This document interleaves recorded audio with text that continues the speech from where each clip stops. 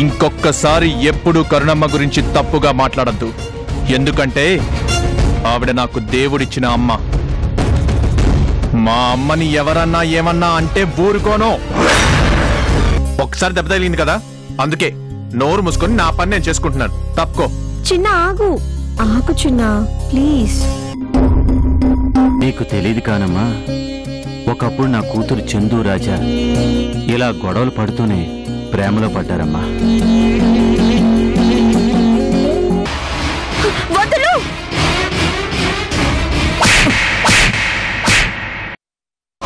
ఏంటే కొడతావా?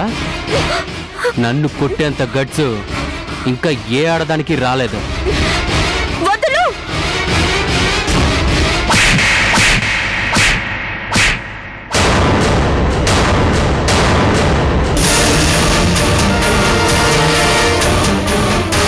హే, నన్నే కొడతావా? వదలరా అమ్మాయిని. వదలకపోయావో చెప్పుతో కొడతాను. వదలరా.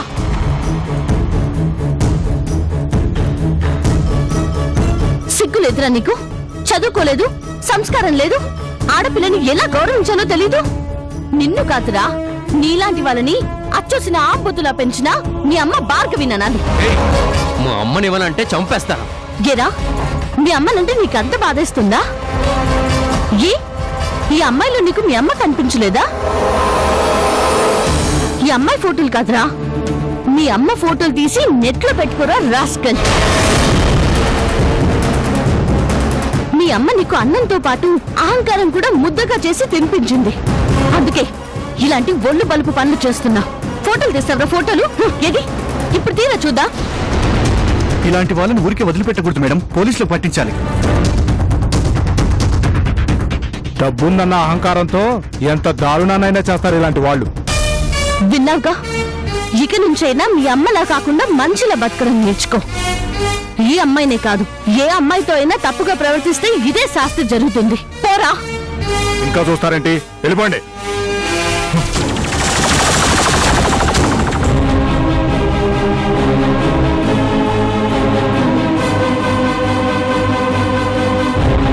నువ్వేం భయపడకమ్మా. ఇలాంటి వాళ్ళకి మాటలతో చెప్తే అర్థం కాదు. డబ్బుందనే మదం వెదవులకి. నువ్వెళ్ళమ్మా. Thanks aunty. పర్వాలేదు, నువ్వెళ్ళు.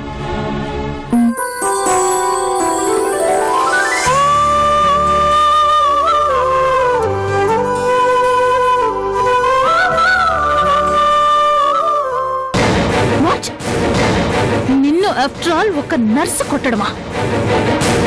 ఎంత పొగర్రా దానికి. కొడుతుంది.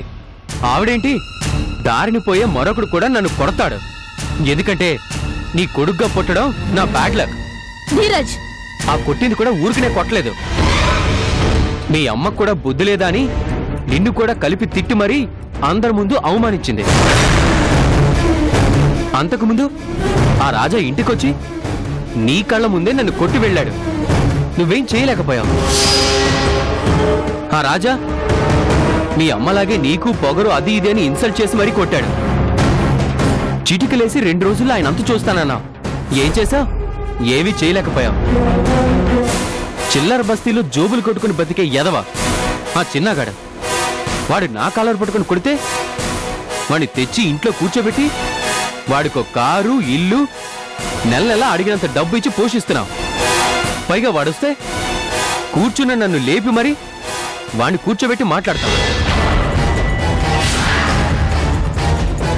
ఈరోజు ఈ నర్స్ కొట్టింది, ఏదో చేస్తాను అది ఇదని నా కళ్ళు తుడుస్తావు. మళ్ళీ నీ దారి నీదే. అసలు నాకు అవమానం జరిగితే కనీసం నీకు చేవు కుట్టినట్టు కూడా అనిపించదు. ఆ విషయం నాకు బాగా తెలుసు. అది కాదు. వద్దు, నన్ను ముట్టుకోకు, నాతో మాట్లాడుకో. నిజంగా నిజంగా నీ కొడుకుగా పుట్టడం నా బ్యాడ్ లక్. కొట్టని. అందరి చేత నేను తన్నులు తింటవే నీకు ఇష్టం కదా, తన్నులు తింటాను. ఇంకా చిన్న లాంటి వాళ్ళనే తీసుకొచ్చి పోషించుకో. ధీరజ్, ఎందుకురా అంత బాధపడతావు? ఆ చిన్నాని నేను ఎందుకు చేరదీశాను, ఎందుకు డబ్బిచ్చి ఇంటి దగ్గర పెట్టుకున్నానో నీకు తెలీదురా. కుక్కని కూడా మనం ప్రేమగా చూసుకుంటూ 4 బిస్కెట్లు పడేస్తాం, అంత మాత్రాన అది ఇంటి మనిషి అయిపోతుందా? దాన్ని కాపలా కాయడం కోసమే ఉపయోగిస్తాం. ఆ చిన్నగాడు కూడా అంతే. అదే నీకు చెప్పినా అర్థం కాదు.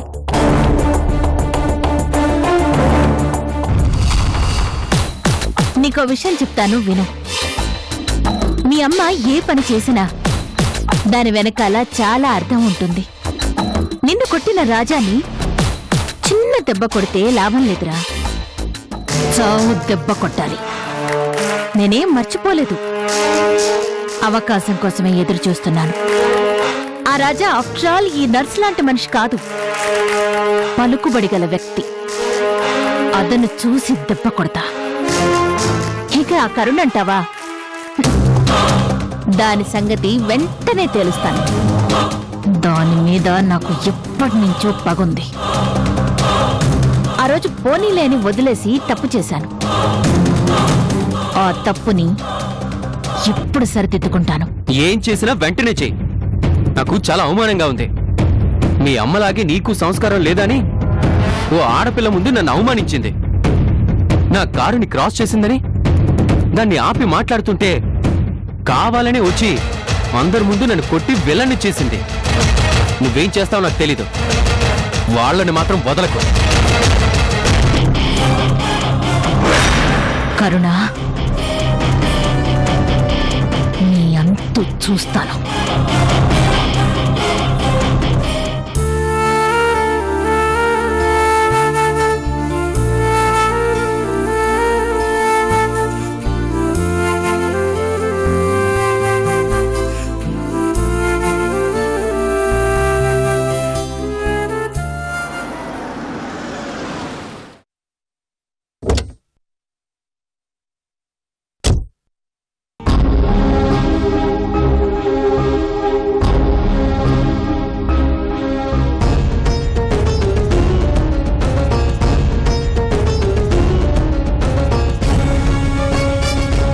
వసు,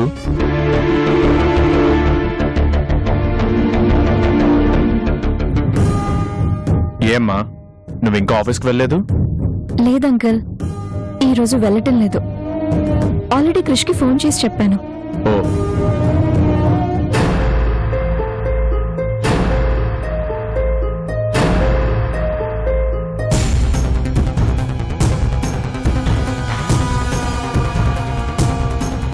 ఏంటమ్మా ఏమైంది?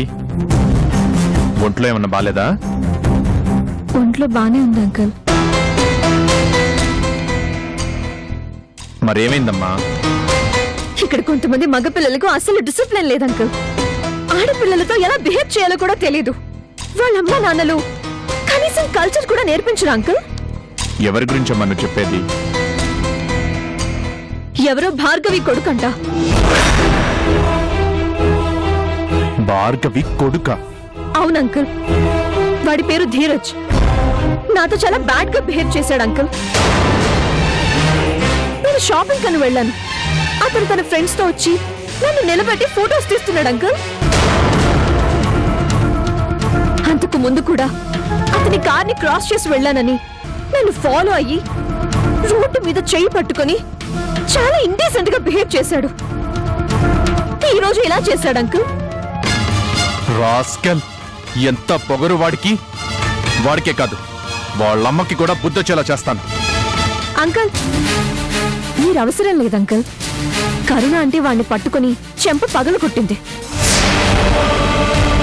కరుణ ఆంటీయా? అవును అంకల్, చాలా స్ట్రాంగ్ గా వార్నింగ్ ఇచ్చింది.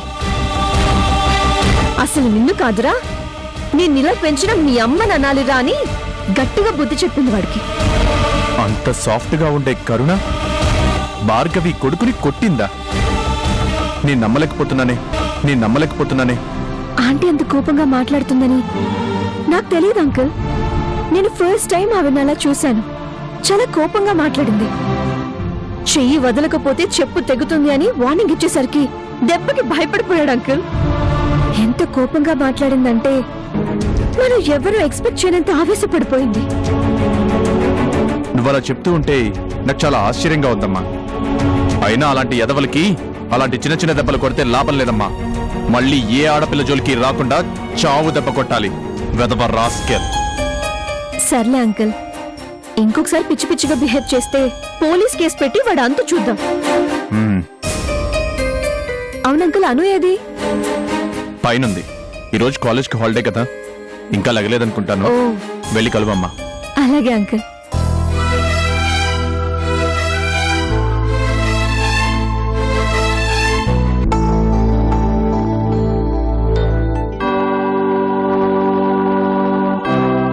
మానవ సేవే మాధవ సేవ అని ఒక సామెతుంది. మనుషులకి సేవ చేస్తే భగవంతుడికి సేవ చేసినట్లే అనేది దానర్థం. కొత్తగా పట్టా తీసుకున్న ప్రతి డాక్టర్ అది గుర్తుపెట్టుకోవాలి. అది ఎలా అనేది మీలాంటి నర్సులను చూసి నేర్చుకోవాలి. డాక్టర్స్ ఒక ఆపరేషన్ చేసి వెళ్లిపోతారు, కానీ ఆపరేషన్ జరిగిన ఆ రోగిని ప్రతి క్షణం కంటికి రెప్పలా కాపాడేది నర్స్. అమ్మలాంటి ఆప్యాయతని పంచుతూ, నాన్నలాంటి బాధ్యత తీసుకుంటూ, డాక్టర్స్ చెప్పిన మందులు టైంకిస్తూ ఆ రోగిని తిరిగి మామూలు మనిషిని చేయడానికి ఒక నర్స్ పడే కష్టం ఎప్పుడూ మరవలేంది. అందుకే ఆత్మీయంగా అందరూ సిస్టర్ అని పిలుస్తుంటారు. ఓ హాస్పిటల్కి మంచి పేరొచ్చినా చెడ్డ పేరొచ్చినా అది ఆ హాస్పిటల్స్ లో పనిచేసే సిస్టర్స్ ప్రవర్తన బట్టి ఉంటుందని నా అభిప్రాయం.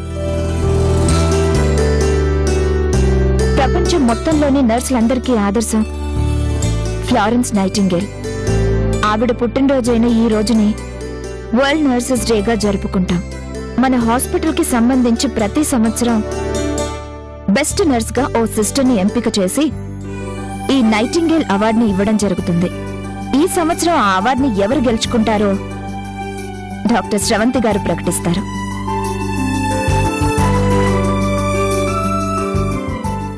ఈ సంవత్సరం నైటింగేల్ స్మారక పురస్కారానికి గాను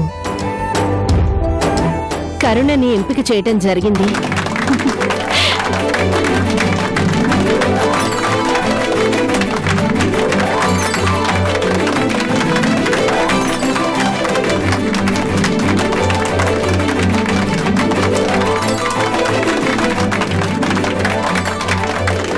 ఒక్కరోజు కరుణ కనిపించకపోతే ప్రతి పేషెంట్ కరుణ సిస్టర్ ఎక్కడా అని అడుగుతారు.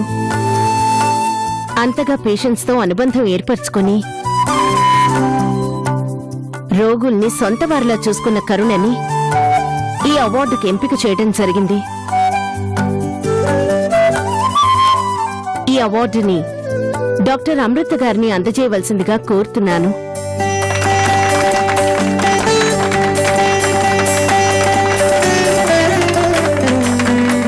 Congrats. Thank you.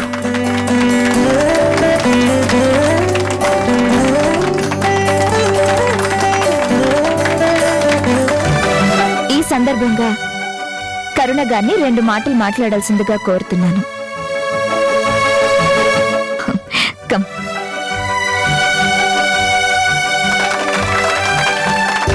అందరికీ నమస్కారం. ఈ అవార్డు రావడం నాకు చాలా సంతోషంగా ఉంది. కానీ నేను లేకపోతే పేషెంట్స్ అందరూ నా గురించి అడుగుతారు అని డాక్టర్ గారు చెప్పారు. అది నాకు మరింత ఆనందాన్నిచ్చింది. ఎందుకంటే నా కుటుంబం ఇంత పెద్దది అని నాకు చాలా గర్వంగా ఉంది.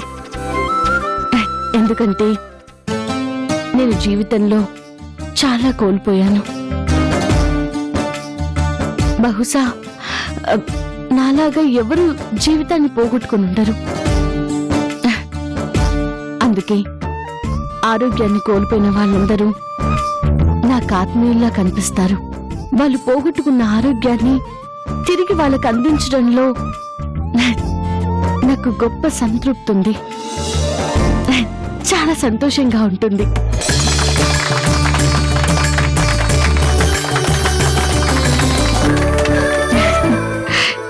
ఈ అవార్డు నా దగ్గరే ఉండకూడదు. వచ్చే సంవత్సరం ఇంకొకరికి చేరాలి, ఆ తర్వాత ఇంకొకరికి. అలా నాతో పనిచేసే ప్రతి సిస్టర్ ఆ నైటింగేల్ అంతటి మహోన్నత స్థాయికి చేరాలి. అదే నా కోరిక.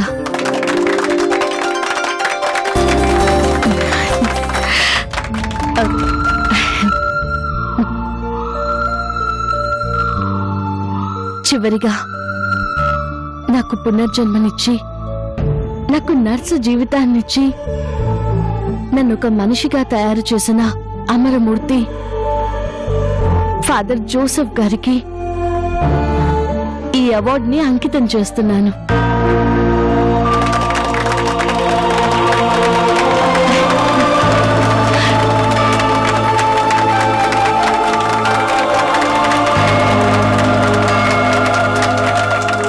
కరుణ, ఐఎమ్ ప్రౌడ్ ఆఫ్ యూ.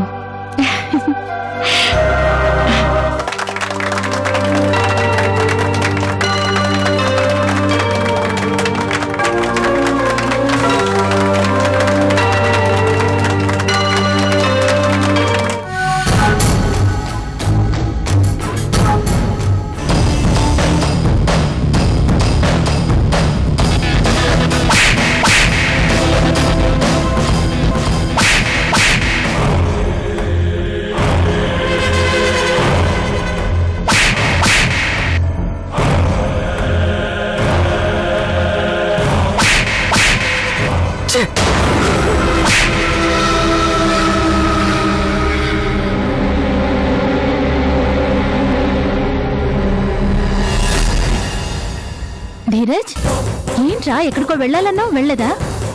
వెళ్ళను, నేను ఎక్కడికి వెళ్ళను, ఇంట్లోనే ఉంటాను. ఏమైందిరా? ఇంకా ఏం కావాలి? ఆ నర్సుని ఏదో చేస్తాను అది ఇది అన్నావు, ఏం చేసావు? అప్పుడే 2 రోజులు అయిపోయింది, ఏం చేయగలిగావు? అంతే. నేను కోపంగా మాట్లాడగానే ఏదో నన్ను సంతృప్తి పరచడం కోసం 4 కబుర్లు చెప్తావు.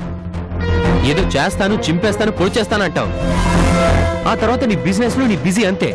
నా గొడవే పట్టించుకోవు. Dheeraj, cool down.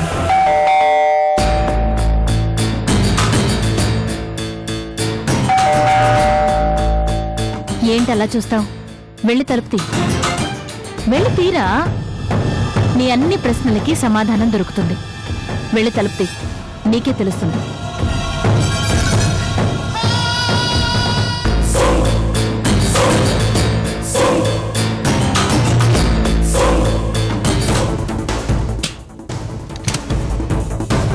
నమస్కారం బాబు.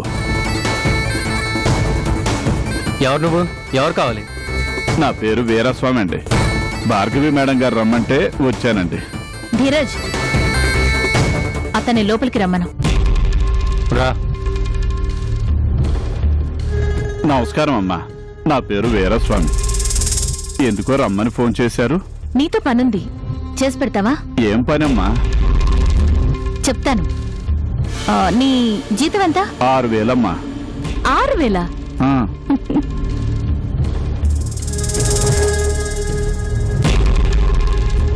తీసుకో.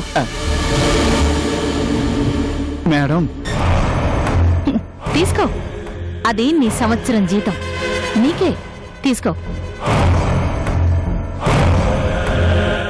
చెప్పండి మేడం, నన్ను ఏం చేయమంటారు చెప్పండి. నీ హాస్పిటల్లో కరుణ అని ఒక నర్స్ ఉంది కదా? ఉందమ్మా. అది నీకు బాగా తెలుసా? తెలుసమ్మా, నాకే కాదు అందరికీ బాగా తెలుసు. నిన్ననే ఆవిడకి బెస్ట్ నర్సుగా అవార్డు కూడా ఇచ్చారమ్మా. ఆవిడంటే నీకు గౌరవమా, కోపమా? చిరాకమ్మా. అయిన దానికి కాని దానికి ప్రతి విషయంలో ఏదో ఒకటి కల్పించుకొని గొడవ పెట్టుకుంటూనే ఉంటుంది. అక్కడికి ఆవిడ మాత్రమే హాస్పిటల్ నడుపుతున్నట్టు పెద్ద బిల్డప్ ఇస్తుందమ్మా. ఆ కరుణ అంటే నాకు చిరాకే. ఆ కరుణ మీద నాకు పగ తీర్చుకోవాలనుంది. దానికి నీ సాయం కావాలి. ఏం చేయాలో చెప్పమ్మా. అయినా మీరు తలుచుకుంటే ఆ కరుణ ఎంతసేపు 4 మనుషులు పెట్టి కొట్టిస్తే సరిపోతుంది. నేను కొట్టే దెబ్బ కంటికి కనిపించకూడదు, కడుపు మీద తగలాలి, అల్లరి పాలు కావాలి, అందరిలోనూ అవమానాల పాలు కావాలి. ఎక్కడైతే అది బెస్ట్ నర్స్గా అవార్డు తీసుకుందో అక్కడే అవమానాల పాలు కావాలి. దానికి అనుకూలమైన పరిస్థితి ఎదురు కాగానే నాకు చెప్తే చాలు, మిగిలింది నేను చూసుకుంటాను. అలాగే మేడం, తప్పకుండా చెప్తాను. నీ కష్టమే ఉంచుకోన్లే. ఈసారి నేను చెప్పింది చేస్తే నీకు మరో సంవత్సరం జీతం బోనస్గా ఇస్తాను. అలాగే మేడం, మీరు ఏం చెప్తే అది చేస్తాను. అక్కడ విషయాలన్నీ ఎప్పటికప్పుడు నేను మీకు ఫోన్ చేసి చెప్తాను. వస్తాను మేడం. ధీరజ్, ఇప్పుడు అర్థమైందా మీ మమ్మీ అంటే ఏంటో? వర్కౌట్ అయినప్పుడు చూద్దాంలే. పిచ్చి సన్నాసి, నీకేం తెలుసురా నా రాజకీయం? చూస్తూ ఉండు ఏం జరగబోతోందో. కరుణ